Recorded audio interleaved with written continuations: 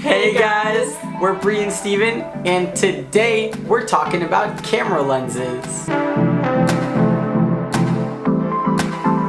We're going to be talking about which lenses we use, what lenses you should think about buying if you want to shoot like us, and a few lenses that are less than 200 bucks that'll get you some great photos. So we mostly shoot weddings and portraits, so we like using prime lenses with a wide open aperture at either 1.4 or 1.2. Alright guys, so let's put these lenses to action. We're going to head over to the mountains with our dog Sequoia and use her as a model for these portraits. Let's dive in. We made it here to the mountains at Double Peak, and we're going to be taking pictures of our dog Sequoia. First camera and lens we're going to be starting with is the Sigma 35mm f1.4. If we had to choose one lens to use for a whole wedding day, we would definitely pick this lens. This lens is a great versatile lens because it's great for landscapes, portraits, details, medium shots, close-ups, because it's just so versatile.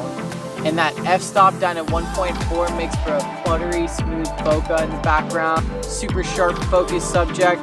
For only $900, this thing's a steal. I've heard even better things about the Canon, but this is what we got, and it works for us.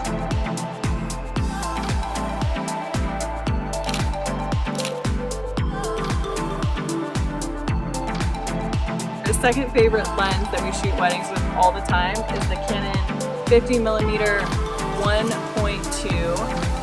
This lens is just awesome for portraits, for details, and it's awesome because since it has a really wide aperture at 1.2, it's really good for low light situations. It's a little bit on the pricier side. It's about $1,200 or $1,300, but I think it's worth it, especially if you shoot wide open all the time, which we do. So yeah, it's a really good lens.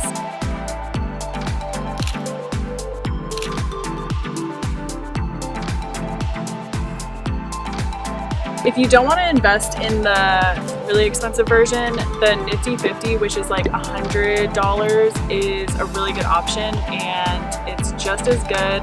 It's a 1.8, so it's not as wide open, but it's still a good option. When we first started shooting weddings, we actually used the 50mm 1.8, so it's a really good lens, super good quality for the price, and it gets the job done. So it's a really good option if you're on a budget. The next lens that we use is the Canon 24-70 f2.8 lens, and it's a really great travel lens. It's a zoom, so you're kind of getting a couple lenses in one here.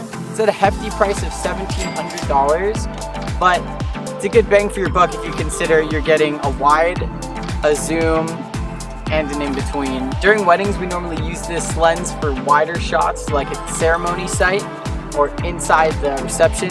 Use it to get a wide shot of the venue space, or we'll give this to one of our assistants. It's also great if you're in a tight room and you need to get a wider shot.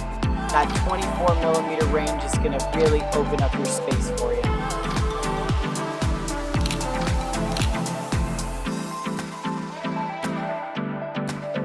Next lens that we have is the Canon 70-200. We honestly don't use this lens that much, but when we do use it, it really comes in handy. This lens is just really good for a ceremony where you can't get too close. It's also really good for just capturing like candid photos of people just kind of hanging out and you don't want to be like right up in their face. We recommend probably renting one to see if you like it, because it is really, really heavy.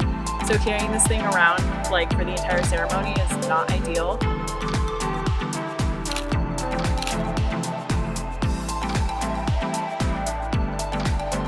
Most people that use a macro lens use the Canon 100mm f2.8. That one costs about $1,000, but what we use actually screws right onto the front of our Sigma 35mm 1.4 lens, and this $25 adapter turns this bad boy into a macro lens. And we're not talking a macro lens that's got an f2.8, we're talking an f1.4. So for $25, we think we got an even better macro lens than that $1,000 100mm 2.8.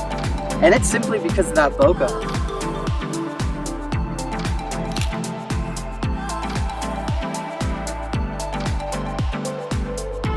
Hopefully that helps you guys decide what lenses you'll need in your kit.